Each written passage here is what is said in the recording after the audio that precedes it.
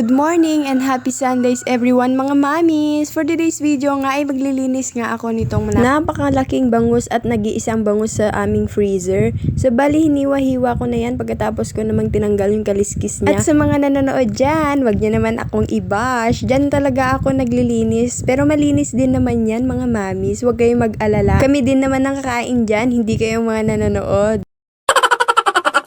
Bali dito nga sa part na to, nahihirapan nga ako maghiwa kasi nga napakatigas pa niyan kasi nga galing sa freezer. At pagkatapos ko nga nakat yung isang isdang bangus na aking lulutuin ngayong tanghalian namin, ay hinugasan ko na rin ang aming chopping board at syempre ang dalawang knife na ginamit ng mami nyo. At syempre isusunod ko na tong tinanggalan ko ng kaliskis at hiniwa-hiwa kong bangus. Bali tinatanggal ko lang isa-isa yung mga lamang loob na hindi naman kailangang kainin. Nakikita nyo nga mga mamis, syempre may mata kayo.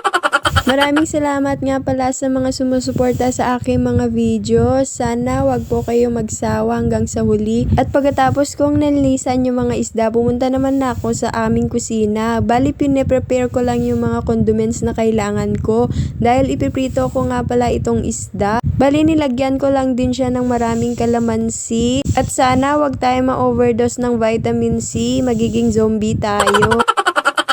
Joke lang po, yan kasi ang magtatanggal ng lansa sa ating isda, yung kalamansi. Siyempre, pag nagmamarinate tayo, hindi pwedeng mawawala ang paminta dahil yan ang pampalasa. At pagkatapos ko nga binudburan ng paminta, hinawakan ko na rin yung fish isa-isa, minasamasa ko na nga at hindi pa nga ako nakontento, nilagyan ko pa ng dalawang kalamansi. At siyempre, pagkatapos kong lagyan ng kalamansi, kailangan naman nating lagyan ng asin para balanse naman ang mga lasa. At siyempre, lalagyan naman natin siya ng datu puti vinegar. Hindi po ito sponsor talagang ito na po yung ginagamit namin sa pagluluto. Bali 2 minuto ko lang din to ibababad para naman manood sa sarap yung mga nilagay kong condiments. At nilipat ko na nga rin tong nilutong sinangag ng aking biyanan para naman magamit ko tong palayok. At sa mga magtatanong na bakit maiitim po yung aming kaldero, natural lang po maitim ang aming kaldero dahil sa kahoy po kami nagluluto. At pagkatapos kong nilinisan yung palayok na gagamitin ko sa pagpiprito, nilagyan ko na rin ng apoy ang aming kalan at nilagay ko na rin yung palayok na hinugasan ko. At nung nafe-feel ko na nga na may init-init na yung palayok, nilagay ko na rin yung mantika at kailangan kalahati ang lalagay. At pagpasok ko nga sa kusina ay nababaha na pala kami. Kumuha lang din ako ng pang-ipit ko at kinuha ko na rin yung 2 minuto kong binabad na fish. At meron pa nga pala kaming monggo dito natira. At saktong-sakto yung fish na lulutuin ko. Nag-init na nga yung palayok, nilagay ko na rin isa-isa yung mga fish. At kailangan ko ngang lumayo at baka matalsikan ng mahiwagang flawless skin ko.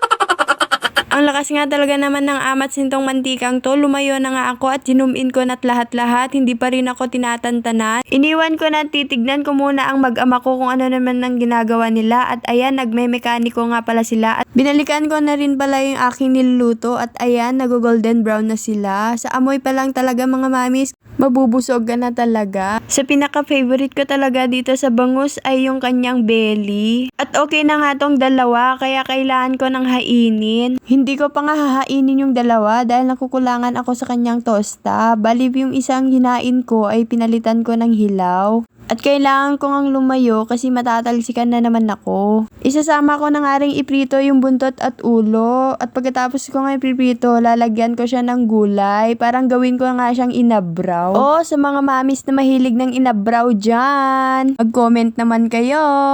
At ayan, natimingan ko na nga yung dalawa. Okay na sila. Hinain ko na nga sila isa-isa. At iniwan ko na nga rin yung isa. O ayan, ini-strainer ko na rin para naman matanggal yung mga mantikang sumama.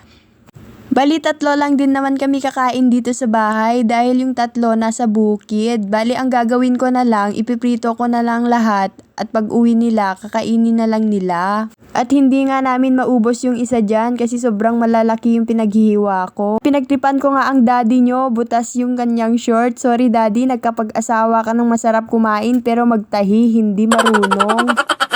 Ay masarap palang magluto. Ewan ko nga talaga mga mami, sa pagtatahi talaga, napakabobo ko. Oh, alam kong hindi lang ako ang hindi marunong dahil pati yung nanonood dito, hindi marunong magtahi. Tama na mga mamis, balik na tayo dito sa niluluto ko. Pagkatapos ko nga hinain yung mga belly, sinunod ko na naman yung ulo at buntot. Kailangan ko nang bilisan magluto dahil nagugutom na yung mga alaga ng mga kasama ko dito sa bahay. Ay sa wakas, makakain na rin ako.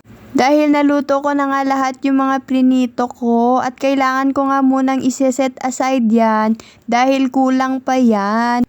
Takam na talaga ang mami nyo. Gusto ko na talagang kumain. Kaso kailangan ko pang gumawa ng sauce para naman maging masarap ang aming pagkain. Bali kumuha lang din ako ng kalamansi. Libre nga ang kalamansi sa amin dahil maraming tanim yung aking mga biyanan.